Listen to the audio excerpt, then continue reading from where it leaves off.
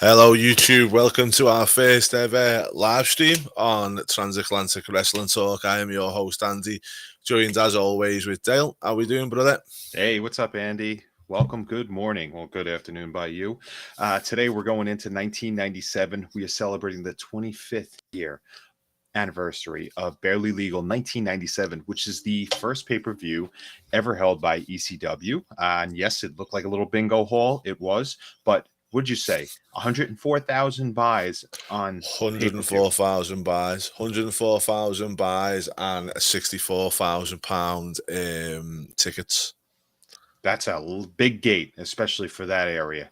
So they were charging buku bucks, and I guarantee you, Paul Heyman still owes some people at the door for that. But that was all litigated in court, so we're okay, right? But yes, how was the ECW translation over by you? As I said, we don't really have anything like that, mate. It was always just trading tapes and stuff like that, and that's how we used to get stuff from there. Excellent. Yeah, I see, do we had apologise. I'm just changing this. Sorry about this, guys. By the way, you can see on there that it says live with Restream. Yet we are live with Restream, but that's because I didn't know you had to put a title on it. So now we're going to change that. Now we have a title. We are people here, folks. We have names. His name was Robert Paulson. Okay, so going back into 1997, I know that you were telling me before that you had bum fights, so you would usually trade the bum fight videotapes. Is that correct? That was exactly correct, my man. Right, my correct at all. It was that was all we used to get over this end. We didn't get a lot of stuff apart from that. Do you know what I mean? So anything that we got, we used to just get the stuff after the fact. Do you know what I mean? And that was one of the things that we got was like the bum fights and the ECW, you know, which is crazy to think that, you know, I kind of look at them two things as one thing. Do you know what I mean? Well, They like them, you know. I don't think they're too far fetched when you look at this promotion. Remember, you had to hack wires at some point. You know, you had Ian Rotten coming out there. So if you're paying $30, I would assume that it was $30 at the time to actually watch this on pay-per-view. There were some people in ECW that looked like bums. Part of that was a dark match between Louis Spicoli and Balls Mahoney. So you almost had a mirror image of bum fights right there. Balls will always just look like one, did he? You know, and that leads us into our first match. And you know, as you said before, mate, it's chaos, and it is chaos, and it still is chaos now. John Kronos, Perry Saturn, the Dudleys. I mean, you have the Eliminators and the Dudleys, and you and I were discussing this a little beforehand. Holy Lord, have you ever, or do you remember ever seeing the Dudley boys get manhandled the way they were and lose clean? No, and this was the first time that, you know, as you said before, not only did they lose clean, but they also did thingy as well. They also did get manhandled, which was a big deal for the Dudleys. Just thinking on this, though, did you think they needed to lose this? Not sure. I mean, it's kind of weird that they lost the strap to a team that was winning it for the third time. You know, like, does that make sense? Like, they're handing it off to a team that has already won it before, like clean. That's kind of weird. Like, maybe it's a whole back and forth. I'm trying to remember, like, if they really had that much of a rivalry. But you know, if you're going to lose clean to a team for the third, you know, if you're going to lose a title, and you know, if a team's going to win it for the third time, it might as well be the Eliminators. Perry Saturn looked incredible. John Kronos here, it has the ability of, you know, big men that could do what he's done, like 450 splashes, all that, and make it look flawless. It's just fantastic. I think he passed away in the mid 2000s, I believe, but I would love to have seen what else he could have done. Yeah, that's it, isn't it? He's so good. And Perry Saturn, as we know, went on to do some good stuff, solid stuff. But his image has gotten better and better. Not now, but you know, while he was wrestling, even in the mid 2000s, this guy just looked better and better. And then it didn't help. I mean, it didn't hurt when you had, you know, Terry Reynolds by your side too. Yeah, not half. And Moppy. Don't forget Moppy. Come on, Dale. You're welcome. Well, as I said, Dudley's lost the belt here, the first win that he'd suffered on ECW, it was, wasn't it? Yeah, I believe. it's really, really shocking too when you think about it. Really shocking, just the fact that that happened. I know that you were a mark for Joel Gertner, and the fact that he came out after the match and he said by decision by 8.52, and then what happens afterwards, and I'll call it for your boy Joey Styles. Total elimination. Oh god, that voice. As we said before, mate, squeaky voice really just gets me every time. But hey, it is what it is, isn't it? We're leading into I just love that bit where it was like, the winner by 64 points to 58. Yeah. Well, anyway, all of a sudden they have a judge. All of a sudden ECW has a judge. There was no rules there, but there's a judge. And then we go on to the next match, and the next match is not saying there was anything wrong with the first match, but this was just an absolute clinic from start to finish. Obviously, Candido comes out, he's injured, can't take part, and who was his replacement? Blonde ponytail, Lance Storm against Mr. Monday Night, Rob Van Dam. Yeah. We talked about this. The guy had a great gimmick that was mocking the fact that he's better than everybody else that performs on Monday nights. Meanwhile, their nights were scattered all around. Yeah, ECW's nights were scattered all around. Let's have an event. Let's have an event. Here, we'll tape this, blah, blah. Andy will get this when he trades it away for bum fights of, some guy fighting over malt liquor. But Mr. Monday Night comes out there and has, like you said, a clinic with Lance Storm. Lance is no schlub. The guy performed in the dungeon, learned in the dungeon, went to Smoky Mountain Wrestling, was part of the Thrill Seekers with Y2J, and ended up, this match, like I said, Lance Storm is just a professional. He's a professional athlete, not just a wrestler. His ring awareness is top to bottom. He was always someone great that you could put somebody in with, wasn't he? You know what I mean? If you knew you were putting a newbie in, or someone who you were trying to build, Lance Storm was your guy, wasn't he? Yeah, one of the first tweets I ever had responded by a wrestler was from him, because I actually legitimately asked him. I'm like, "How was Balls Mahoney in the ring?" He goes, "This guy," and he told me he tried. He like Mahoney tried, and he was good to be in the ring with because he was able to do things for a guy that size. He goes, he was a good person, and let's take a look at the polar opposites here. Lance Storm. Yeah. And Balls Mahoney. I'd also like to point out that Rob Van Dam is one of the most fantastic athletes that has ever graced the wrestling ring. He will never teach somebody how to do it. You cannot teach somebody how to do it, but if they are able to do what he does, it is a spectacle. It's fantastic to watch. Yeah. And as I said, Rob looks like a star here already. I mean, obviously he goes on to build more and more. We've said it once, we'll say it again. Paulie is just the best at building people. Yep. Always has been, always will be. Look at Roman Reigns at the moment. This is what he was like back in '97, guys, still building people from the start. And, after the match, Rob gets the win, which was expected. But then he comes at the end and he's like, I'm only here to make more money and build my profile and all this. It was just quality promo at the end as well. Yeah, definitely. Look, I love it. I think it's just a lot of fun. Just to watch here. It's very weird too, because like I said, this is very stripped down Rob Van Dam. No fingerless gloves, no elbow pads. He's got no knee pads, I don't think. And I think he left the LOD shoulder pads in the back. Yeah. Well, awesome one. Really was. Great match. I really enjoyed this match, and I enjoyed Rob Van Dam at this time in ECW anyway, and he just went on to get better and better. So if you don't want to watch the whole PPV, guys, and you want to pick a match, this is definitely the one to go and pick up on this. Nothing that, and we're not shunning on anything else that happens in here match-wise, but I want to point out before we actually go into things, the main event, or the lead into the main event, is going to be a match between the Sandman, Big Stevie Cole, and Terry Funk. Okay, and in between each one of these matches, and this is probably one of the biggest things that ECW did. Whenever they had promos, okay, throughout this, you'd also have Taz too. You either had people covering their faces or they weren't looking directly into cameras. Big Stevie Cool, promo, looking down, hair over his face. Raven cutting promo, hair in front of his face. Taz cuts a promo looking at the camera, but his towel is covering his head. Paul knew if you had a mask on, you could feel invincible. Yeah. And you could say whatever you want. And I think that's this. I'm just thinking out here and spitballing ideas, but I guarantee you, I think that this is what's going on. And this is what he told people about. So it's just magic right there. Nice promo by Steven Richards. I didn't think I was going to get a title shot ever. Started the BWO here, which we'll get to very soon.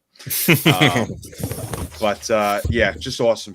Great speaking points. And this is before he had the Vince McMahon-esque voice. That's it. But we go from the good to the bad, my friends. Was it that bad? Yes. All right. So we have the BWO from some people that you'd actually recognize, okay? From, where is that? The original formation of Kai and Tai, correct? Well, kind of, because Taka was in there. So BWO had the Japanese version of Taka Michinoku, Terry Boy, and Dick Togo. And who were they facing? It's nice to see the Great Suzuki here, the Grand Hamada, and Masato Taka. I have to read this. Hold on. Masato Yakashuji. Yeah. Who looks like which one was it? Terry Boy who looks like bloody thingy. Indeed. Funaki. Yeah. Funaki. Sho Funaki. Yeah. He looks the spit of Funaki. Yeah. That's so funny. I was laughing my head off. I was like, you know what? I was thinking to myself, Paulie used to do things like this, and I'll be honest, it reminds me now of the likes of oh god, what's it called now? Nakamura.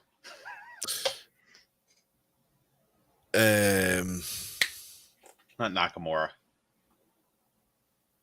Oh god, come on, help me out here. You want me to just start naming Japanese people? Kenzo Suzuki. No, Impact Wrestling. Shinsuke Nakamura. Well, do you know why it reminds me of Impact Wrestling? Yeah, is because of the fact that they turned around and they had the whole thing going on with AEW, but they didn't actually benefit for it. And Paulie's brought these over and given them to a crowd of oh god, I can't even think of the name now. Of Americans and stuff for the New Japan guy. Oh, was it Kai and Tai? No, what was the Michinoku, wasn't it? Michinoku Pro. Yeah. So it's like, I get what he was trying to do, but I don't think it actually benefited anybody apart from Michinoku Pro. I don't think that match has done anything at all for ECW. What's your thoughts on that? That's a good. I mean, that's a good aspect there. I think that whole Forbidden Door thing is just, it's not fun anymore. And yeah, they booked the pay-per-view, and congratulations for selling out. I'm not going to scoff at that. I mean, good for you, especially when you're selling to fans. Sure, but I don't think overall that might. Hopefully, it translates to better viewership of wrestling and better wrestling, because I think we're in a really crap time right now. People could talk about how great wrestling is now, and it's worse than ever. I'm sorry. There's some guys that are just like, what are they on here for? But this is how you actually market it. That Forbidden Door thing, it really only helped Don Callis, if you ask me. But TNA or Impact now, it's just, I try to watch and it's there. Yeah, it's all right, isn't it? But anyway, from the bad to the meh for me. Shane Douglas, everybody goes on, raves about him. Never got him, never have, never interested me. What's your Who's raving about him? Who's raving about him? Oh, whoever it is, the franchise, WWE ruined him, and he was the man in ECW, but for me, it was like, I think he had an uphill battle. I mean, if you hear some like reading and also listening to some of these shoot interviews about Shane, it's very interesting because he will tell you how he was hurt a lot. Then, rest in peace, Scott Hall was saying how he's like, I don't understand why this guy can't work Madison Square Garden. This guy's, and like how they were putting belts on people and all that stuff. Hey, what's happening, Matthew? Hey, no, Matthew. Good to see you, my friend. Anyway, thanks for joining, bud. But I really do think that, a lot of times with Shane, it was just like, yeah, they think he was slow in the ability in the ring. And Scott Hall brought it out the best. And he said, look, I was upper to mid-tier, mid-carder. I said, if somebody could work with me, they'll go up and face Sean. They'll go up and face Big Daddy Cole. And this is back in the, Federation. They said, and this guy was just slow. He was lazy. I couldn't deal with anything. He's like, I didn't want to actually like have him around. And they said that they try to do it. And, when you line up the stories of, him in the back with, Shawn Michaels and Razor Ramon in a hotel and how they were trying to actually, further we bring in Ring of Honor too, how we try to fire John Pierre Lafitte, with that whole thing with PCO, they say, he's like, no, this is this guy's livelihood. Why are you sitting here messing with him? And that's how they said that kind of was a strict divide. Hall and Michaels and, Sean Waltman will say, yeah, that never happened. And, I mean, yeah, that never happened. Just the thing is, I just couldn't get on with him. I just like, even watching this match, I like, it's kind of sad, but whenever I see Shane Douglas, all I think to myself is, what's the big deal? Do you know what I mean? I watch it and I'm sitting there and I'm thinking to myself, like, is he a great worker? Not really. Does he look good? Not really. I think the best thing about Shane Douglas, I can say, is Francine.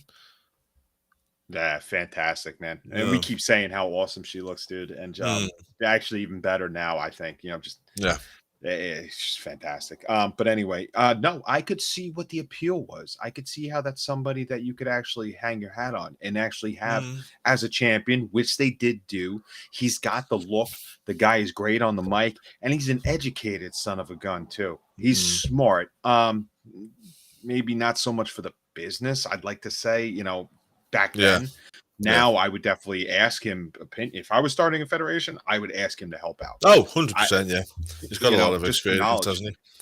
But wrestling ability, it's kind of run in the mill. I understand. But also, let's face it here, you're facing Pitbull too, who was a maniac in his own right. And I think when you look at it, I love seeing Gary Wolf on the side. This was a big angle. This was a big angle because Gary was on the outside with the neck brace on and had the halo around too. So there was a lot going on here. More fun stuff at the end though, because there was somebody looming, wasn't there? Yeah, there was. Just let you know, this match did go 20 minutes 43 seconds as well. Yep. Which was the longest match on the card, which was awesome because the fact that it was a thingy, do you know what I mean? Well, you know what I think too? I think there was a lot of storytelling going on, and Joey actually was talking. I think the fact that it was just it was weird. Just the finish was really clean and weird. It was just like, I'm going to beat you down.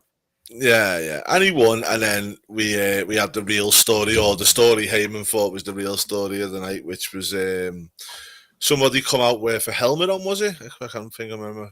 Helmet, and then he's like, that's Rick Rude, it's Rick Rude, and it wasn't. Rick Rude come out after the fact, beat him down.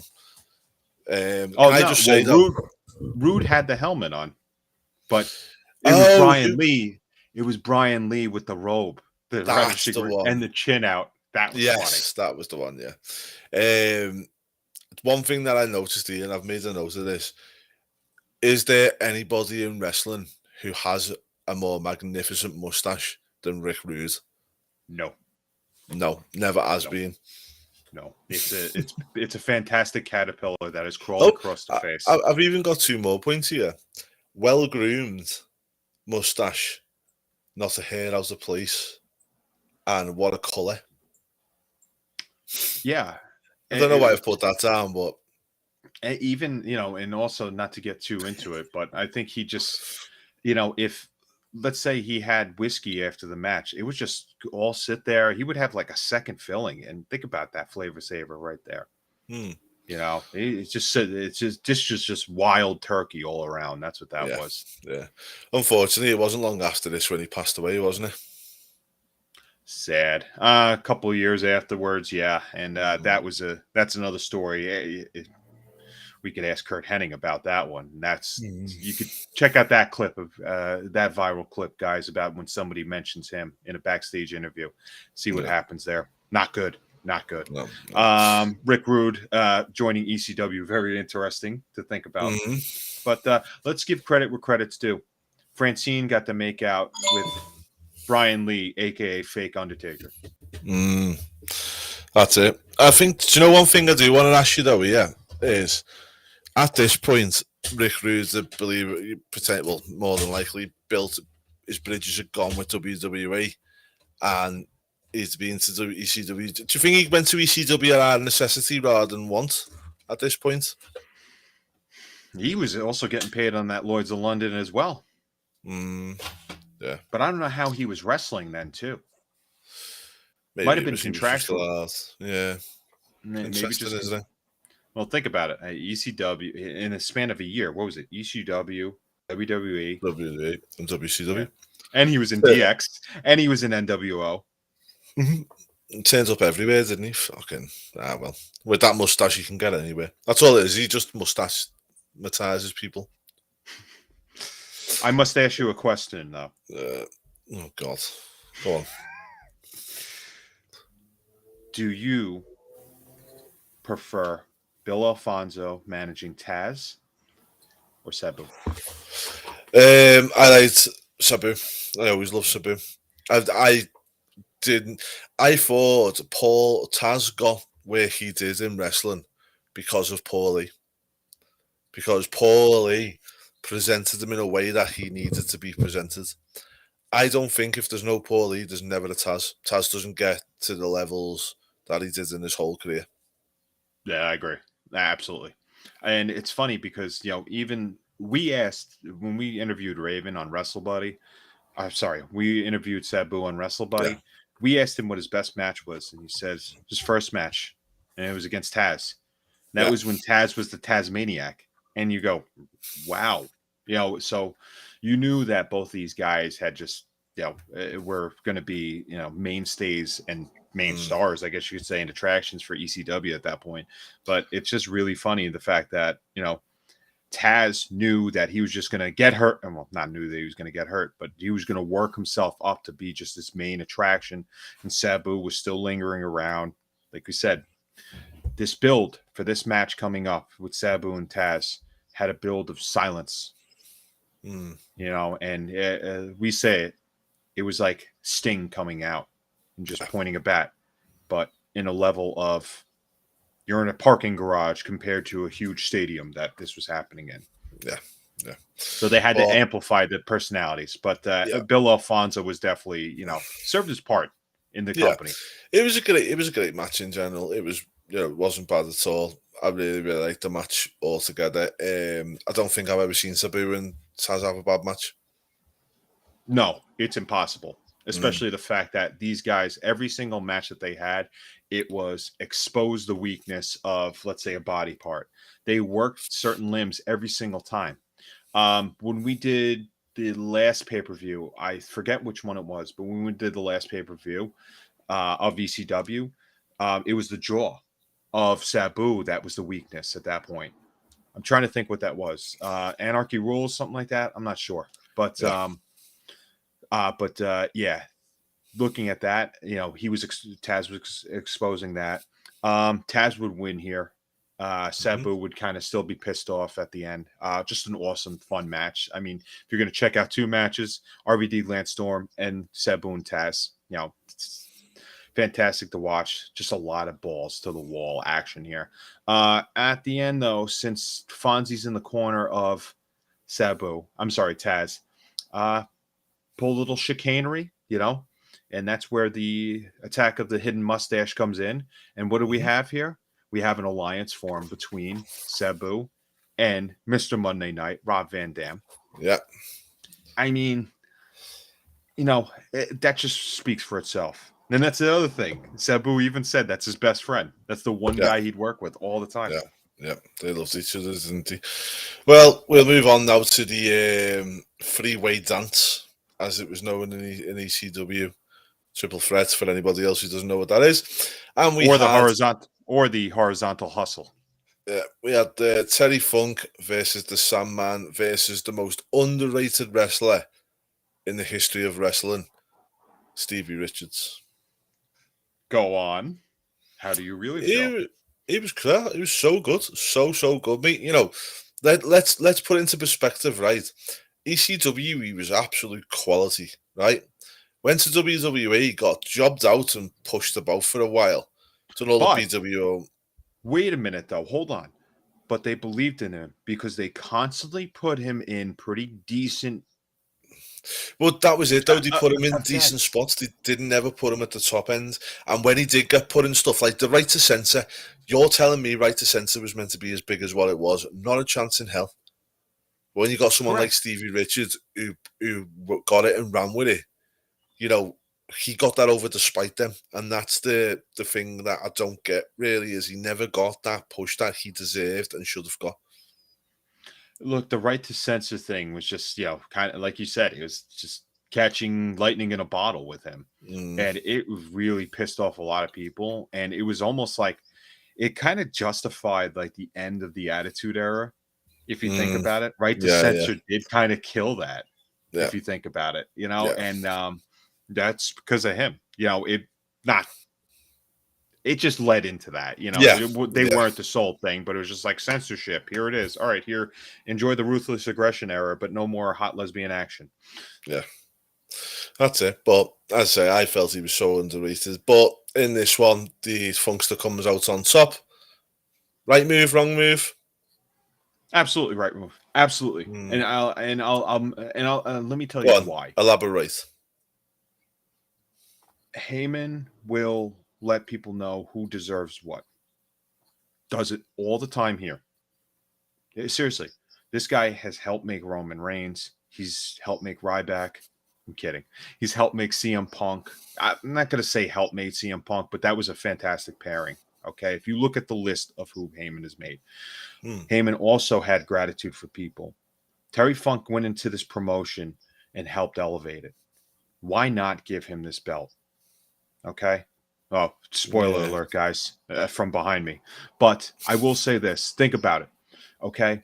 You had Sandman come out there, all right, twirling around the ladder. Okay. And by the way, let's point out, just get the freaking rights for Enter Sandman. Okay. Because we know what's going on when Sandman's coming out and you see the crowd singing Enter Sandman. Okay. Yeah. But Paul Heyman didn't pay for the royalties, so why should you? Seriously. Yeah. Although then again, like I said, because going back to Steven Richards again, okay, we did WrestleMania 19, and all the things she said by TATU was Victoria's song. And that's been out, hasn't it? What a banger. What a banger. Okay. Those lesbians were great. Those Russian lesbians were fantastic. I wonder if they've been sanctioned. That song's been sanctioned. Wait a minute. Stand up for Ukraine, guys. Anyway. Yeah, it is there, guys. See? There we go. We stand for Ukraine. And especially, anything I don't even know where those girls are from. Maybe they're from Ukraine. Who knows? Anyway. No, they are Russian, but anyway, that's another story. Anyway, it was great. I think, to be honest with you, I think it is the right move on Terry Funk because there was also promos from Raven talking about how much he hated Terry Funk. Yeah. So it just led to that.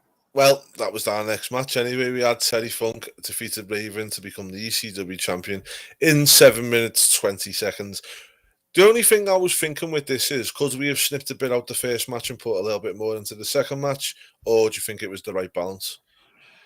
I think it was okay because you had 3 guys involved. So it's like, a lot less of a, there's a lot more crap that could actually go wrong with you getting a successful pin.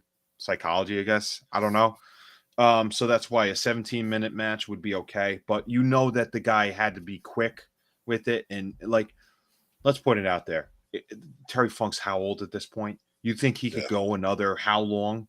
You know, he could put in another 20-minute match, you know, and convincingly beat the pants off of the champion at the time. I don't know. And let's put it out there too. Raven's quality of wrestling was really, really good. Oh, yeah. And he was an ex-Marine as well, wasn't he, Raven? Yeah. And then he also had rich parents that he brought, that he would bring Canyon around afterwards in WCW with Chastity too. Awesome. Yeah. They were just throwing random people in Raven's flock. And at that time, you just had random people in the corner there. It was just really odd. One thing going on is we forgot to mention how Tommy Dreamer was not in the pay-per-view. And he was in the, he was actually calling the match. And we said it before, Joey Styles is fantastic alone, and depending on who they give him the announcing duties with, it could be okay. Tommy Dreamer sucked on the mic. Yeah. There was no reason for him to be calling this match. No, he's not an announcer, Tommy, is he, unfortunately? He's a good guy and he's a great wrestler, but, not a great wrestler, but you know what I mean. Good entertainer. Yeah, but he just, they had Big Dick Dudley and the top What did you think of Bob Artiste as the announcer? Who? Bob Artiste, the announcer, the ring announcer. Liked him. I liked him a lot. A bit of an authentic feel to him, wasn't there? Yeah, because that's how it was back then. That's like who was the ring announcer, for the WWE or WWF in the early 90s? Mika. What's her face? I forget it. She was just great too, because it was more like shouting and announcing, but with like, a nice tone to it as well. Just really interesting stuff there. I like the way he announced. He had a nice cadence to his voice. It's a lot better than Justin Roberts, because Justin Roberts is just annoying to me listening to him. No, yeah, I didn't like him. I said I like this. It just felt a bit more authentic, which was good. How is it? Okay, so I think he's a nice hybrid between Howard Finkel and Lillian Garcia. But not as good to look at as Lillian. No, definitely not. Teddy wins the belt here. Get the feel good moments as we go off the air. Awesome. All in all, what you think of the pay-per-view? I'm gonna go with the 7, and it's a good 7 here. I'm thinking overall, if you're giving these ratings here, for the first pay-per-view ECW did, they pulled up all the stops. I can't see anybody. I did not order it live. I will say that when it came out, but to have this presentation, and also famously, if there was 30 more seconds of that match, the feed would have been cut, and it would have been Halloween Havoc all over again. Anyway, that's another story. But I do give this a 7 because you have Rob Van Dam and Lance Storm there. The Eliminators were impressive as hell. Good story, as much as we crap on the match, good story between Shane Douglas and Pitbull and the Pitbulls going on, and with Rick Rude hanging out. And Sabu and Taz is just, you got to throw stars in there just for those two. Yeah, I'm going to go for the 6. I think same thing as you say, really solid matches, really good. I felt like it was clunky at points. I felt like it was thrown together a little bit too much, and it was still kind of that indie route, which I liked, but I did prefer ECW around about a year from this. I felt like the pay-per-view, I think like they did really get better, so I was impressed with that part, So, 6 out of 10, solid 6 out of 10. Yeah, so that's 6.5 from both of us, guys, if you want to average it out. And by all means, it's not something to skip, though. Yeah. Well, guys, thanks for joining us anyway. We appreciate it, Matty. Love you, man. Hope you're feeling better soon. We will be going live. No more pre-records from us now, guys. We will be going live and streaming every week. Probably Saturday or Sundays, dependent on schedules, because obviously, there's a big Atlantic Ocean between us. Bit of a clue in the name. So we always try our best to go live when we can. So we will be just going live now every single time. But from me and Dale, thanks for joining us on our first live stream. It's been a blast, hasn't it, mate? No, that was great. I like it too. I like the Mm. interaction. I like seeing everybody. It's a nice early morning on Saturdays, you know. And by the way, if there's happens to be any moms that watch us anywhere, happy Mother's Day. Oh, it's American To all Mother's you. Day today, is it? Yeah. Yeah, so you know, Ah, for all the May Youngs out there, we really appreciate what you do out there. It's Mother's Day actually tomorrow. So ah, what did you get the mom for your children? it's not Mother's Day in the UK, mate. It's Mother's We, Day every day. I don't want to hear no, that crap. we had our Mother's Day last month. Oh yeah, and what did you do? Flowers, I Well, you think. bought it at oh you did that Terminator 2 museum, right? I think that's what you went to. Oh no, Fantastic Beasts. Went to watch the new Fantastic Beasts, which was all right. All right. But yeah, no, I can hold you. I didn't even get into it with you.